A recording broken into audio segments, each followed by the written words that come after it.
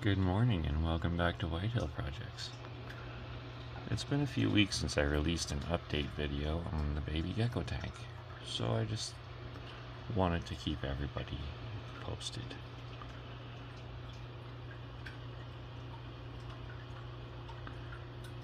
They've become quite at home in this little tank.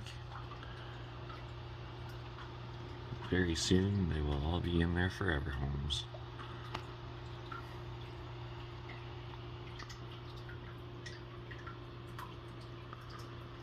The plants have started growing in and the geckos are really happy considering that there's 13 of them in here.